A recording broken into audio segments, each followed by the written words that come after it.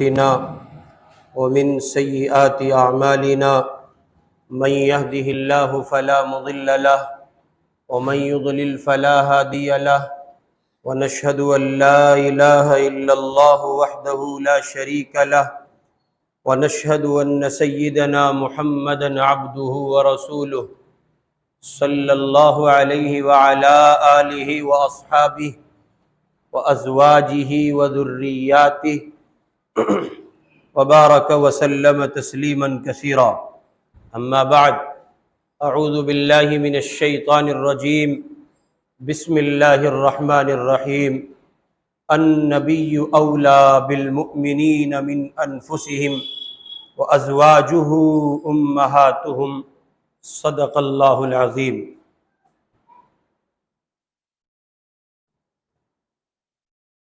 ہمارے اس خوبصورت ملک میں کچھ ایسے شرپسند فتنہ پرور ملک کے امن و امان اور اس کے سکون کو برباد کرنے والے جو ہمہ وقت اس بات کی کوشش میں لگے ہیں کہ کسی طرح ملک کا چین و سکون غارت ہو، امن و امان کا خاتمہ ہو اور ملک اپنی خوبصورتی کو کھو بیٹھے اور یہاں کا سیکولر جمہوری ڈیموکریٹک سسٹم وہ سب تہو بالا ہو، تہس نہس ہو۔ ان کی کوششیں مستقل اس طرح کی ہو رہی ہیں۔ چنانچہ ابھی گزشتہ 3 دن پہلے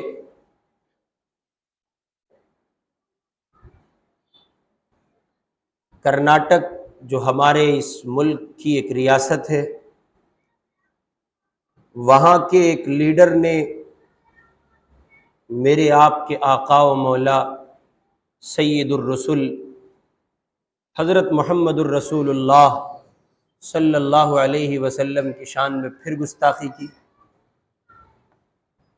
یہ گستاخیوں کا سلسلہ دراز تر ہوتا چلا جاتا ہے اور اسلام کے پہلے دن سے اسلام کے ماننے والوں کو اس طرح کے مسائل کا سامنا رہا ہے۔ ادھر مکۃ المکرمہ میں میرے آپ کے آقا نے کوہ صفا پہ کھڑے ہو کر اعلان کیا کہ میں اللہ کا نبی ہوں، نبی برحق ہوں، مجھے نبوت عطا کی گئی ہے، نبوت کے تاج سے سرفراز کیا گیا ہے، اور ادھر جن لوگوں کے مقدر ہدایت تھی وہ صحابہ کی صف میں لا کھڑے کیے گئے، اور ان کے اپوزٹ جو طبقہ کھڑا تھا جس نے نبی پاک علیہ السلام کی تکذیب کی، حضور پاک علیہ السلام پر کیچڑ اچھالا اور آپ پر طرح طرح کے طنز کیے، فقرے کسے، تو گویا یہ وہ پہلا دن ہے کہ ادھر نبوت کا آغاز ہوا ہے، ادھر جن کو صحابہ کی لسٹ میں شامل ہونا ہے، صحابیت کے مقام کو پہنچنا جن کے مقدر میں اللہ کی جانب سے لکھا جا چکا ہے، جن کو صحابی بننا ہے، جو اس سوغات و سعادت کے حامل ہو چکے ہیں، وہ نبی کریم علیہ السلام کے دامن سے وابستہ ہوئے، اور ان کے مقابل جو ظالموں کا اور کہیے کہ کافروں، فاجروں اور فاسقوں کا جو ایک ٹولہ کھڑا ہوا ہے، اس نے اسلام کے پہلے دن سے نبی پاک کی شان میں گستاخی کی ہے۔ چنانچہ معلوم یہ ہوا اہل اسلام کے لیے یہ مسئلہ نیا نہیں ہے۔ ہاں یہ اپنی جگہ ہے کہ جب جب ایسا ہوتا ہے تب تب بے چینی، کرب، دل کا دکھنا، اور انسانوں میں مسلمان قوم کا بالخصوص اپنے آپ میں شرمندگی کی کہیے کہ دلدل میں دھس جانا، شرمندگی کے سمندر میں غرق ہو جانا، وہ اپنے وجود کو بیکار سمجھتے ہیں۔ وہ سمجھتے ہیں کہ اگر ہمارے رہتے جناب رسول اللہ کی شان میں گستاخی ہوتی ہے تو پھر ہمارا وجود بیکار ہے۔ تو جب جب ایسا ہوا ہے تب تب اس کی بے چینی اور بے کلی میں اضافہ تو ہوا، اس میں کمی نہیں ہوئی۔ لیکن جہاں تک تعلق ہے ان گستاخانہ سلسلوں کا تو یہ نیا نہیں ہے، یہ اسلام کے پہلے دن سے ہے۔ ادھر حضور نے اپنی نبوت کا آغاز کیا ہے، اعلان فرمایا ہے، ادھر حضور نے اعلان کیا، ادھر مشرکین مکہ نے گستاخی کا سلسلہ شروع کر دیا، اور اسی زمانے سے یہ چل رہا ہے۔ چنانچہ بخاری شریف میں حضرت براء ابن عازب رضی اللہ تعالی عنہ ایک صحابی ہیں، ان سے روایت ہے، رسول پاک صلی اللہ علیہ وسلم نے حضرت حسان سے فرمایا، حضرت حسان ان صحابہ میں ہیں جو شاعری کرتے تھے، اور شاعری کا مطلب یہ کہ جو حضور پاک علیہ السلام کی شان میں نعت پاک گنگناتے تھے، ان صحابہ میں حسان بن ثابت کا شمار ہوتا ہے۔ تو ادھر مشرکین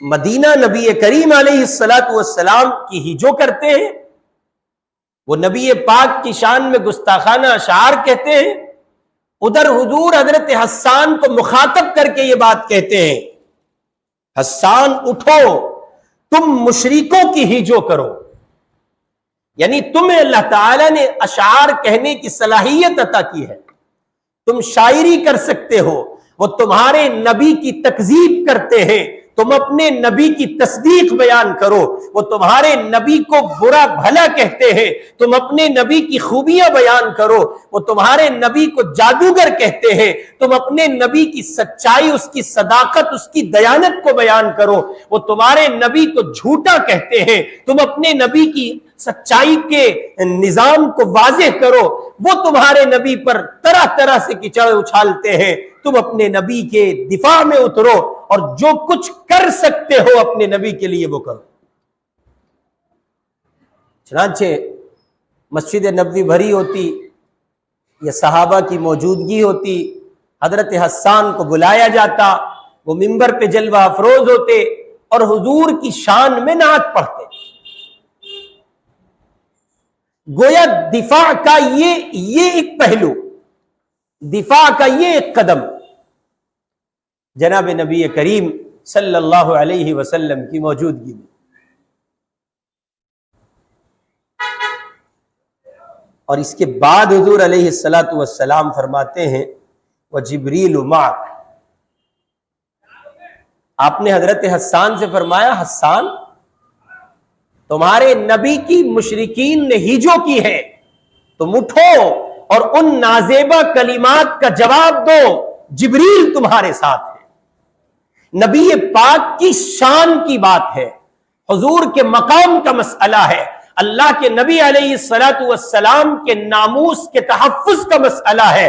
اللہ نے آسمان سے جبریل کو بھیجا ہے، میرے محمد کا ایک دیوانہ ان کی نعت گوئی میں لگا ہے، قصیدہ خوانی میں لگا ہے، شان کو بیان کرنے میں لگا ہے۔ جبریل جاؤ، تم اس کار خیر کا حصہ بنو، تم بھی یہ سعادت حاصل کرو۔ محمد کا چرچا ہو رہا ہے، محمد کا تذکرہ ہو رہا ہے، محمد الرسول اللہ کی شان بیان کی جا رہی ہے، حسان بیان کریں گے، جاؤ جاؤ جبریل تم بھی ان کا ساتھ دو۔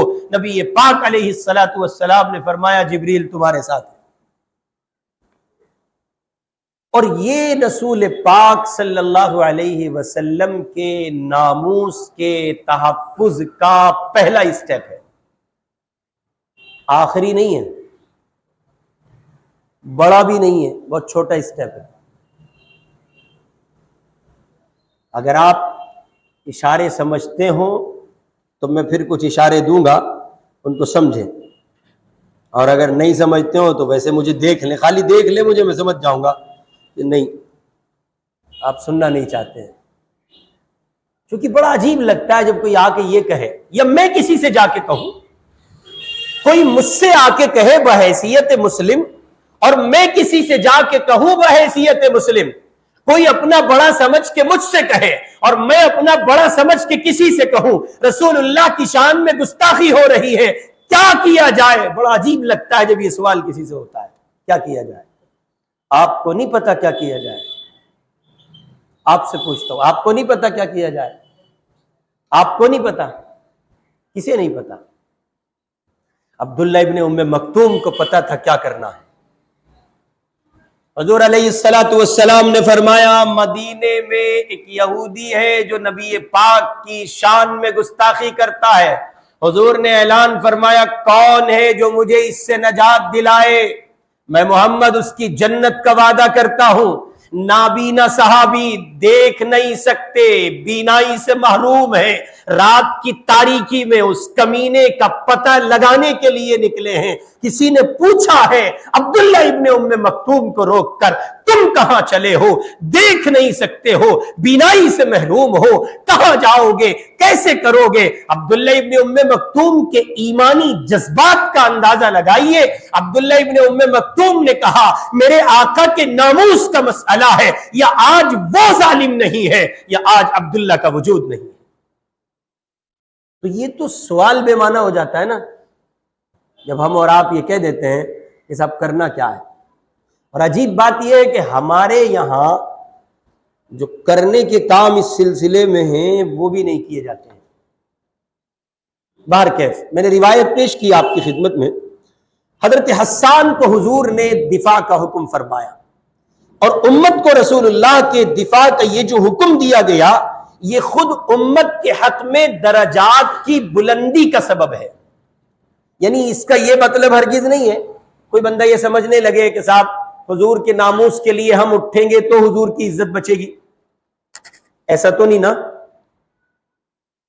حضور علیہ الصلوۃ والسلام کے لیے تو اللہ تعالیٰ کہہ چکے ہیں وَرَفَعْنَا لَكَ ذِكْرَكَ، پیارے پیغمبر ہم نے آپ کے ذکر کو بلند کر دیا، اور اتنا بلند کیا ہے کہ ابتدا رب کی ربوبیت سے ہوتی ہے اور نماز کی انتہا محمد کی خصوصیت پر ہوتی ہے۔ ابتدا کرو ثنا پڑھو، انتہا کرو درود پڑھو۔ تمہاری نماز کی تکمیل نہیں ہے، تمہاری نماز میں خلوص نہیں ہے، تمہاری نماز میں وہ رنگت نہیں ہے، تمہاری نماز میں وہ پوزیشن تمہاری نماز کی نہیں ہے اگر تم رسول پر درود نہیں بھیجتے۔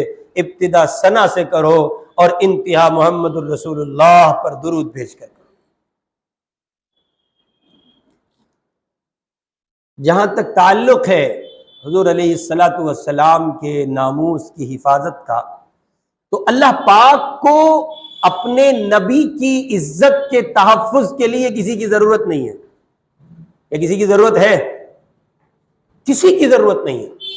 یہ تو امت کے درجات بڑھانے تھے تو اللہ نے سوغات کی شکل میں یہ ذمہ داری امت کے سپرد کی، تم کھڑے ہو جاؤ اپنے نبی کی ناموس کے تحفظ کے لیے، ورنہ کیا اللہ رب العزت والجلال اپنے حبیب کے ناموس کی حفاظت نہیں کر سکتا؟ جی بولیں، اللہ نہیں کر سکتے؟ بالکل کر سکتے ہیں، پروردگار کے لیے یہ مشکل نہیں ہے۔ چنانچہ ارشاد ربانی ہے فَسَيَكْفِيكَهُمُ اللَّهُ وَهُوَ السَّمِيعُ الْعَلِيمُ، اللہ کہہ رہے پس اب اللہ کافی ہے آپ کی طرف سے اور وہی سننے اور جاننے والا ہے۔ اس آیت میں واضح کر دیا گیا کہ آپ صلی اللہ علیہ وسلم اپنے مخالفوں کی زیادہ فکر نہ کرے، ہم خود ان سے نمٹ لیں گے، اور یہ ایسے ہی ہے جیسے دوسرے مقام پہ کہا گیا واللہ یعصمک من الناس، واللہ یعصمک من الناس، اللہ کہہ رہے ہیں میں اس سے زیادہ وضاحت کے ساتھ، اس سے زیادہ اس آیت میں اس سے زیادہ وضاحت کے ساتھ فرما دیا گیا آپ مخالفین کی فکر نہ کریں، اللہ تعالیٰ ان سے آپ کی حفاظت خود کریں گے۔